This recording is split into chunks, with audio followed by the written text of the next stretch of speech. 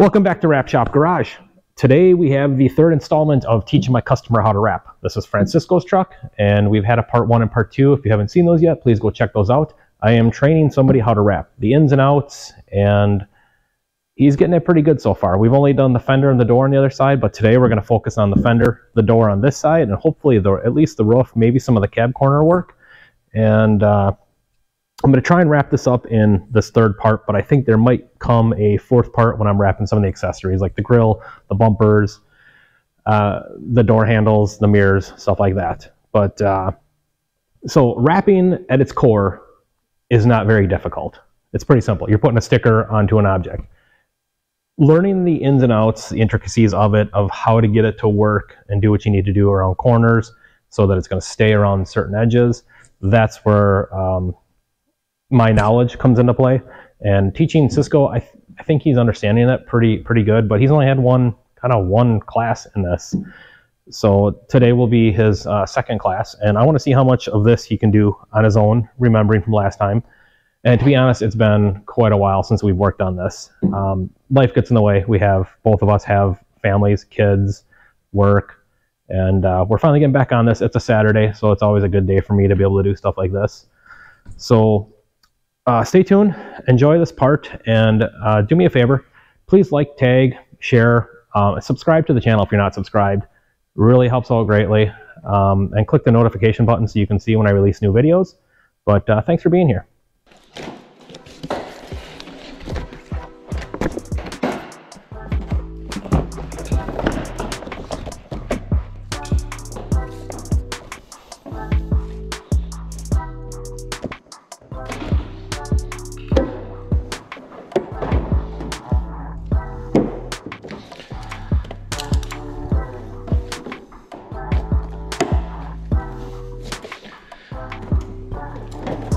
Okay, there's your first panel. Get to work.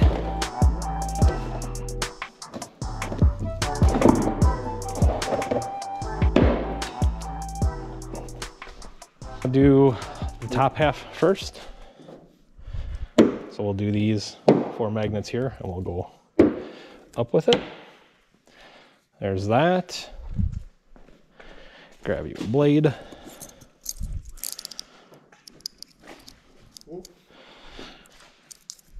And you're off on your own. Yes. I'm gonna go to lunch. Okay. Bring me something back. No, you'll be too busy working.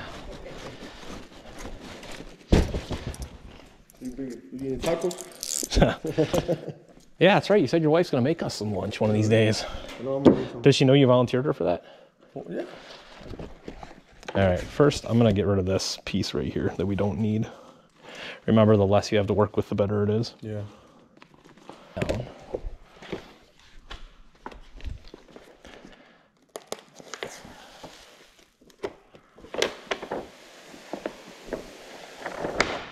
Okay, you remember, get a nice handle on it, kind of get it stretched up. You know, don't pull too hard, but you just want to get rid of the wrinkles. So try and get that to spread out, and then just worry about that. There you go, perfect. So you worry about that center spot, like literally right here. Don't even worry about that. So you get that. I mean, the goal is just to get everything to lay as flat as possible right now at this point, so that we have, when we go down, this line is in perfect position. Yeah. Like this, we can kind of, you know, fix it as we go. But if I keep doing that and pulling it down without this being locked down, it's just going to keep pulling it. So we're just going to leave this like this. We'll come back and we'll fix this after we go down. What we're going to do is we're going to slowly peel this back. So we'll do about half of it, expose half of the vinyl. Okay, like that. And then just kind of let it hang. And then remember, get that set so you get that edge to work with right there. So nice starting point. Yeah, and then start working it. Remember, working the air out. How about this wrinkle? Don't worry about that. That'll go away. Oh, just keep going? Yeah, just keep, you know, start in the center, give yourself a line, and keep working out, and keep spreading.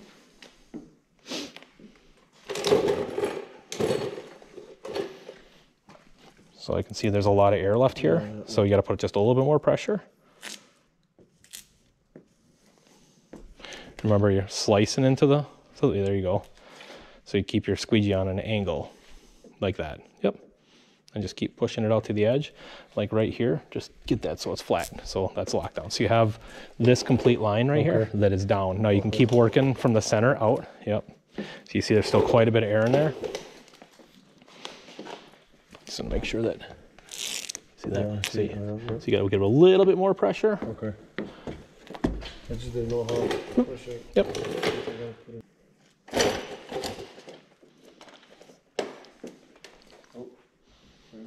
Got a wrinkle there?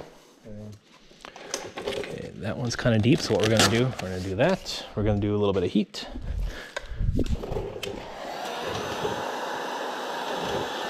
So then the wrinkle that's left right now is in the clear coat. Let that cool down. And remember, because what this wants to do is you're coming down, it wants to pinch into the center. So you gotta keep cutting into it and pushing it out. So again, remember, I'm only using about this much of my squeegee on the air. Okay. Okay, so it's gonna keep working it.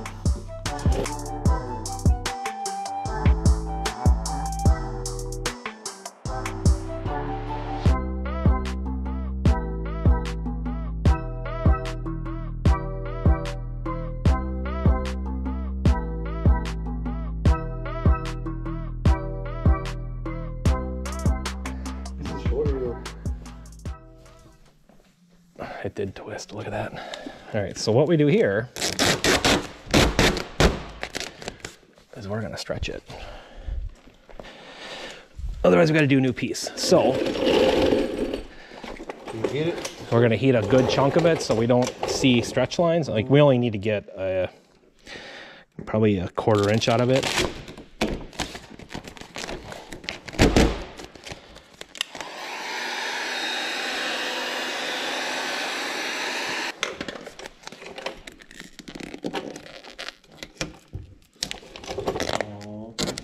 You see? So good to go. Work this back down.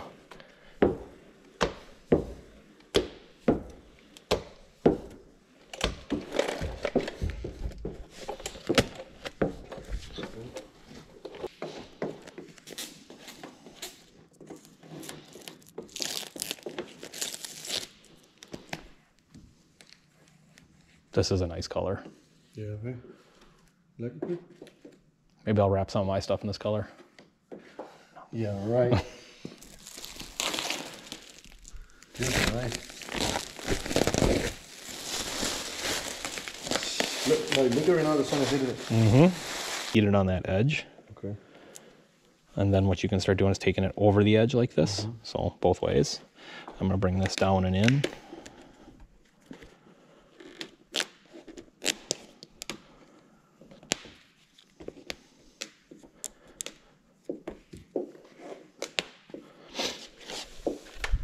Same thing here like this?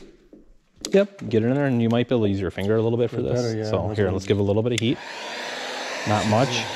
Yep, and just kind of lightly take your finger, just take very small, otherwise you're gonna get stuff like that. So just very small slices at it.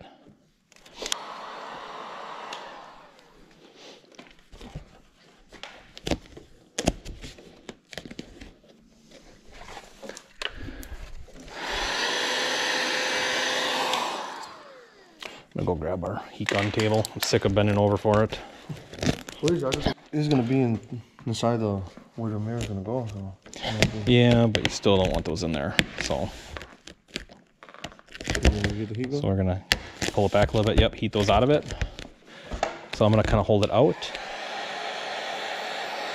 Okay, and let that cool back down. And just slowly, just everything is just small increments. You know, if you try and take a big gob at it right here, you're just gonna wrinkle it. So just kind of small increments going into it.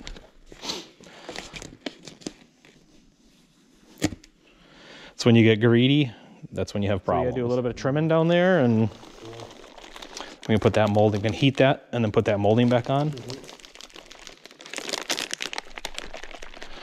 Think about it, you almost did that all yourself. I did a little bit of trimming here and there, and that's pretty impressive, dude. Like seriously, that's pretty That was my goal for today, is to have you be able to do this on your own without really much help for me.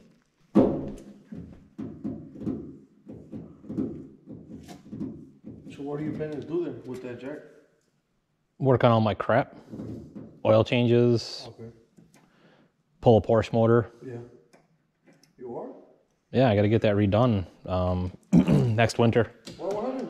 I bought it like this, knowing that I have to redo it. It's got bore score.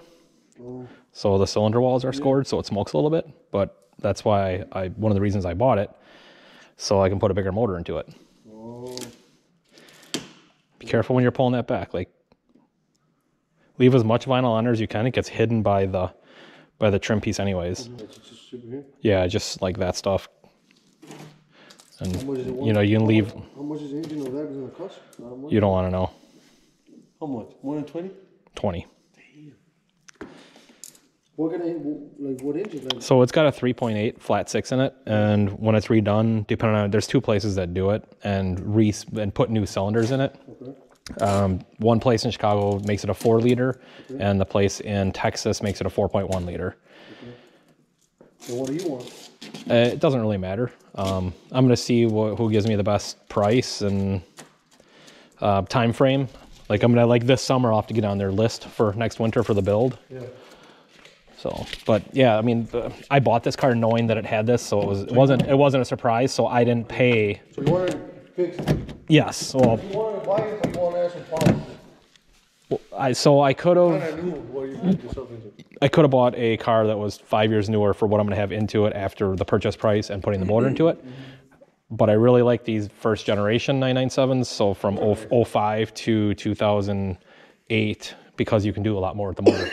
In 2009, they went to direct injection versus the normal port injection. And these, you can build these better. You can make these more fast.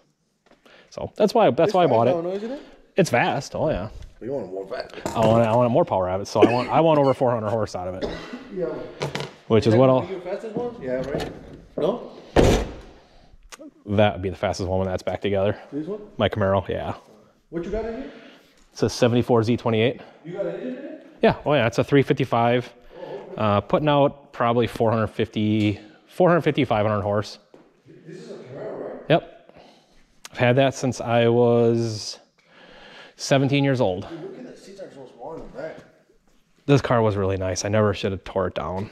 I should show you a picture of this. It was a really nice car. So why you But I wanted it perfect. You just want to rebuild it? I wanted it perfect. Okay. So that's because the paint was starting to get like kind of faded and checked right along here. Okay. So that bothered me. There was a tiny little rust spot like down below here. That kind of bothered me. But I should have just left it alone. Because now it's been sitting like this for 15 years. Yeah, that's a 80 or 90, 91 or 92 Ram, 2-wheel drive. Did he?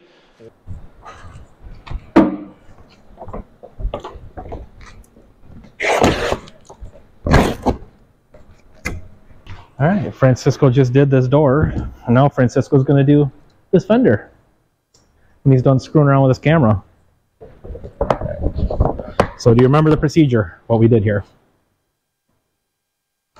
So remember we worked on this line first? Oh yeah, the line, yep. Yep. We kind of got this started right here, and I think that's all we did going this way is this flat spot, because then we have to stretch this back.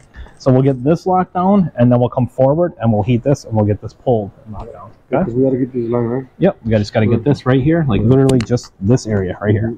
And then nothing back there yet, because we'll have to stretch that on. Yep. So let's get this pulled off, and then you can do that.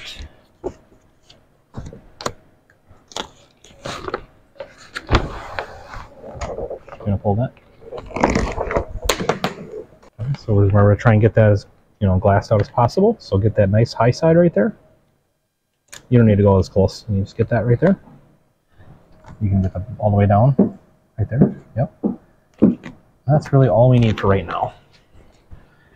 Then we're gonna go this way, and we're gonna give this a little bit of a. Remember, we're gonna heat this and stretch it, so we can stretch it around this corner. So grab the heat gun.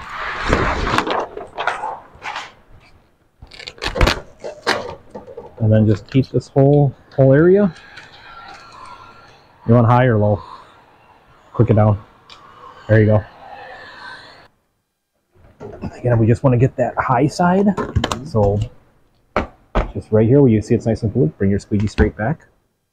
Bring it straight back all the way, get that line down. Then you can work, you know, by pulling that off. You can work, so work that whole thing down. So remember, starting on this line and just work down. Exactly.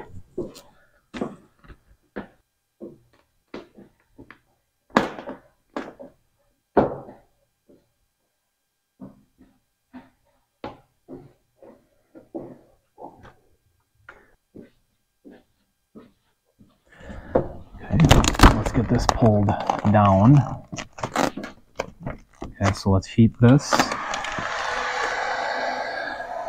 That should be good. And then come down the high side right here.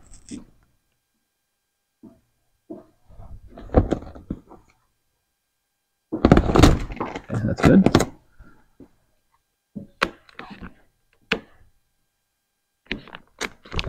Like that. Push that out. Stick it down, and then you'll be able to kind of work back this way. Okay. So give it a little bit of stretch there.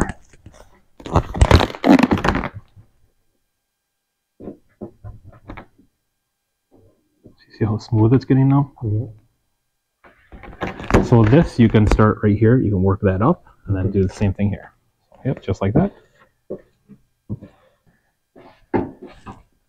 And keep going. Keep going. Yep.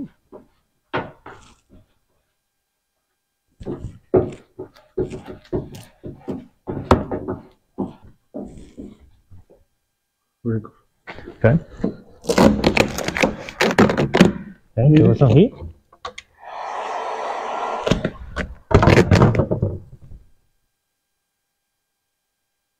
Remember, if you see it start doing that when you get to the edge, just release it. Okay. So if you start coming like this and you see it starts wrinkling, either go away from it, okay, or release it and pull it a little bit, and that'll pull that wrinkle out of there. And then to get this area, pull it this way, and this way, but this might wrinkle on you. So that's a finger job right there. Mm-hmm. You get that to smooth out.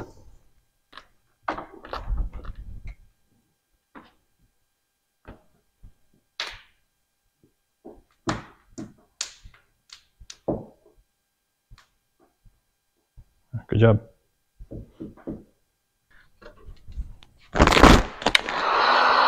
Give it a pull. Okay, so remember, that'll suck back. That was a good pull. That was a good job. So then just kind of get this down and around. You can see there's still air in there.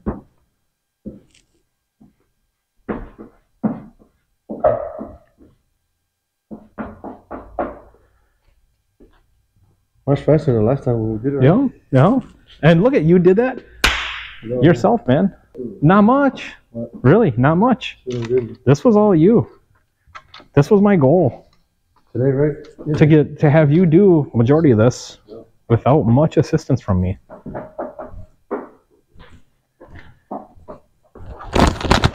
So I think what we did on the other side is we kind of got the lower stuff trimmed out and done, and then we dropped the truck down and then did this. So we did this, yeah, because it was so high, so we can just leave all this for right now. So we just do the bottom part. So we can trim this line. And then I gotta get into the door, right? Yeah, so on the door side, so we want to start. So on the door side here, come down, and when you get to like this area here, just go off that way. Okay, so don't come down this way, just kind of go off that way. Then we have enough material down here to cover down and around. So you want to be really precise on this cut on the door side. So if you really, because it's tight right here, normally we would just start right here.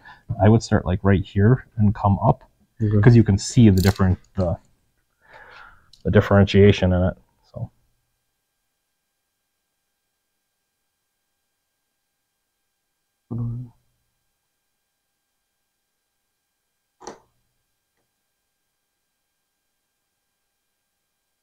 keep hugging that door. Keep hugging that door. Okay, careful. All right, same thing. Then start in your spot here and stay on the door side. All right. When you start doing it, use your fingers as guides. So see, it's just, it gives you more support as you're doing it. Okay, so this is going to be the same thing right here. So you want to stretch, we're going to want to heat that and stretch that around that corner a little bit. So same thing we did up here, just give it a little bit of heat here, and then you're just going to kind of pull it down and around that corner. So a little bit like that. Yep, that's all you need. Just so it sucks itself down and around that corner. A line in here. Like that, and then this. And I think we just did a line going down there, so you don't see any when the light's in. So then same thing here, just kind of follow that body line or that seam right there.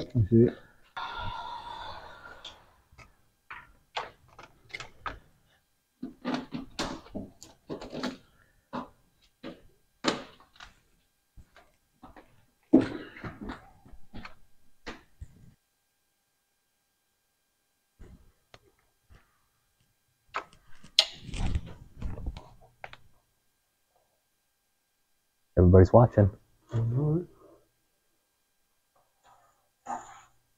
For those of you watching, don't press as hard. Like me? Yeah. It's his truck though. He can do what he wants.